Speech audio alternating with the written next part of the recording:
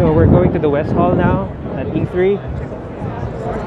There are two main halls, South Hall and West Hall. I've given you a tour of South Hall, and now we're at West Hall where Nintendo and Sony are, as well as Sega, and GameSpot is also here, and IGN.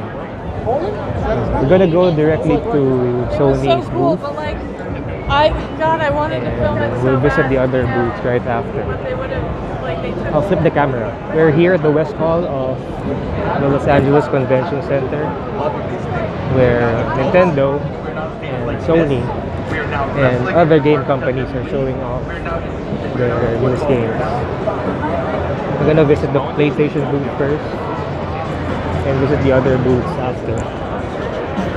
Here's the line to Nintendo.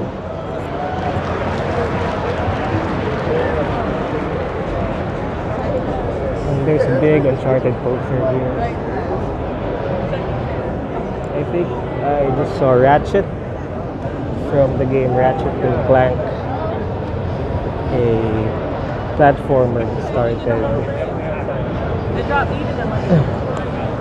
started in the PS2 era. Oh, we have some of the mascots here from. Oh, sorry. So we have characters here from Ratchet and Clank. It's Ratchet, Kratos from God of War, Knack, and characters from the new PS4 game Detroit Become Human. People are taking photos with the mascots. There's a line, not too long. They're doing it over here in front of the Uncharted wall. So there's PlayStation. Please practice those poses. Can I get a picture of this? Okay, so the PlayStation booth is right across Nintendo's. They have a big Nintendo Switch poster plastered on the wall here.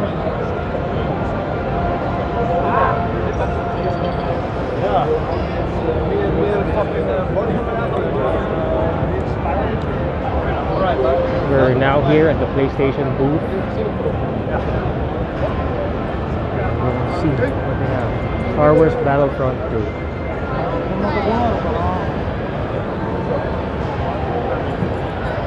There's a lot of screens here. A lot of people playing Star Wars Battlefront 2.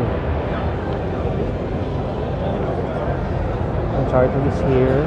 And Monster Hunter World. The floors are carpeted, by the way.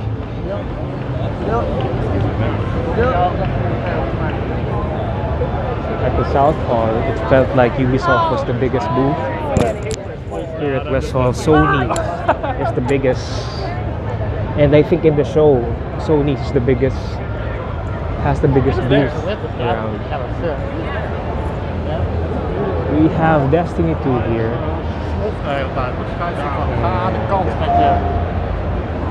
It's full of PlayStation logos here. People are filming up top. I see Days Gone. It's a post-apocalyptic title for the PS4. Destiny 2 is being showcased here. And right across it is the new Spider-Man game. They debuted the trailer at the Sony press conference last Tuesday, last Monday, June 12th. And they're lining up. People are lining up here at the Spider-Man booth. I think they have a play session inside. Hi. Help you? Can I take a peek? Oh, not inside, sorry. Okay, so we can't take a peek right now. We have to fall in line to get a view of the new Spider-Man game. But take a look at the nominations of this game. That's a lot of stickers. So what's happening is media outfits are giving away these stickers to to the games that they think deserve an award. I see GameSpot and what else do I reckon? IGN and Game Informer. Games Radar is here also.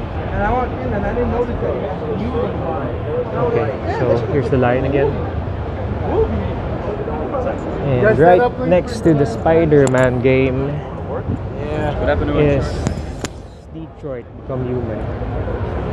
It's one of the most exciting new IPs for the PlayStation.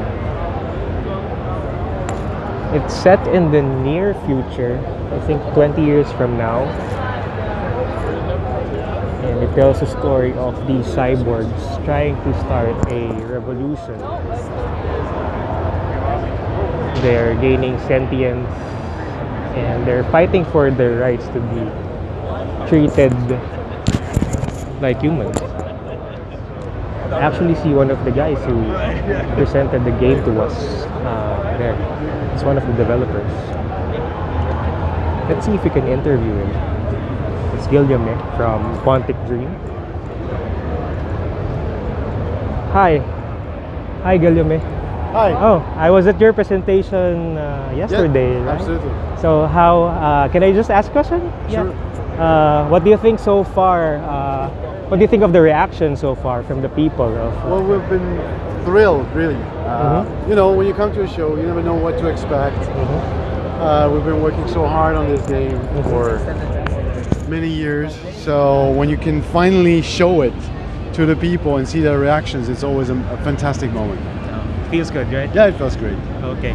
So we were talking after the interview about this being set in Detroit.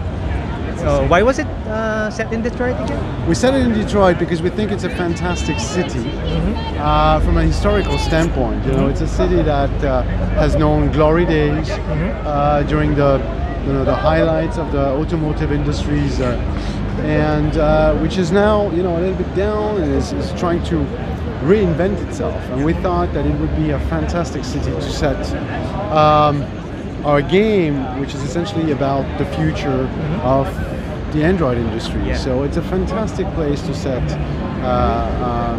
the birth of a new industrial revolution. And yeah, we've been there. We scouted the city of Detroit. Yeah. And we found fantastic people. And so we thought, yeah, that's the place where we want to set our story. That's super cool.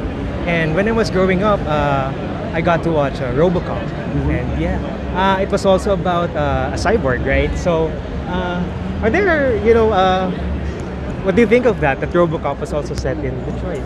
Well, we didn't think too much about it, to be frank. It was really about the city and the reinvention, the rebirth of a city that was for us essential. So yeah, Robocop has played absolutely no influence on Detroit. Okay, cool. What are you lining up for? Lining up for nothing. I was just going around at the end of the show, I was backstage making presentations, so now I try to get a feel for the crowd. Okay. Okay, enjoy the rest of the show, sir. Thank you. Thank you. Looking forward to your game. Thank you. Thank Bye. you. Bye. So there you have it, an interview with one of the leads for Detroit Become Human. People are getting to play the game here. Nice to meet you. And they're showing off new gameplay over here, and it's gotten a lot of nominations too, if you can see. Just like the Spider-Man games.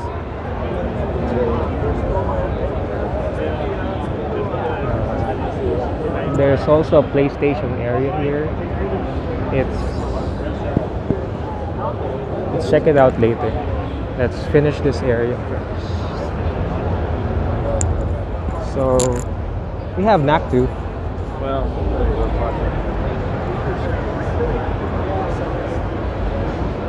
And Call of Duty World War II. We were able to talk to the developers of World War II earlier at the Activision booth, And they told us that for the single player campaign at least, they're taking away the health regeneration element, which is a common, which has become quite a standard feature in most modern first-person shooters. Where they're taking it down. They're saying it's to give this like as if you're gonna die at any moment. That sense of urgency that the health regeneration system kind of took away. So they're reverting back to an earlier system with the hopes of making it even more exciting. Destiny 2, we've seen that, and Marvel vs. Capcom Infinite.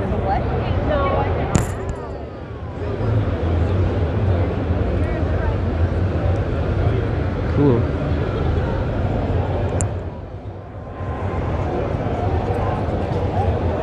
FIFA 18 for all you football fans out there and cosplayers. That's what we're operating today. Super cool. Our last time So, was yeah. at Yoshida-san, the president of Sony's Worldwide Studios, is being interviewed above. That's him. And that's he's that guy. You can see Yoshida-san's back, and they're showing their interview on a monitor here. We were also able to interview him a few days ago, and he talked about Crash Bandicoot. We got to ask him about Crash Bandicoot, and he was a part of the original team that made Crash Bandicoot in the 90s for the original PlayStation. So there are several. Oh, here's the PS4's VR lineup. The PSVR lineup here. So we have Monster of the Deep. This was also revealed at the Sony press conference. It's a VR game that features the fishing minigame from Final Fantasy 15. And Archangel, Star Child, Dino Frontier, Bravo Team, The Impatient, Moss, The Persistence, and Legion Commander.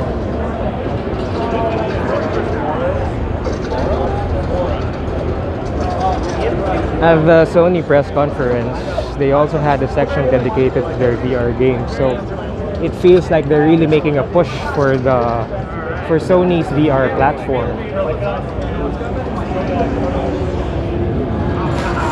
And right next to it is Gran Turismo Sport. Gran Turismo Sport. And check out the big screen. It's in 4K, 60 FPS HDR white collar VR. So the new GT will have a VR mode, which, according to some people have really been asking for VR modes of the AAA titles. We have beta access to the game, and we'll feature it in game night soon. Here's a series of setups, Gran Turismo setups here. Looks really good. First man on the straight to Grand now. The line's not too long for GT Sport, so maybe we'll have a chance to play it later. Everybody's golf. Matterfall.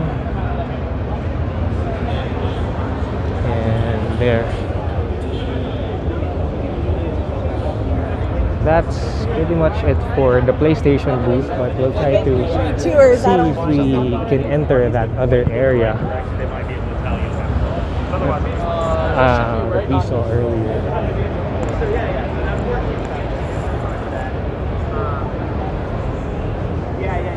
Creative Cloud is amazing. Here's another cosplayer. $50 a month. Awesome, thank you so much.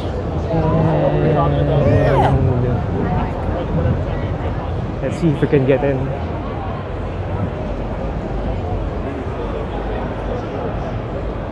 Do we have access here for European media only. European media? Okay, thank you. So it's only for European media, but from the outside, oh, take a look at the shiny logo here first.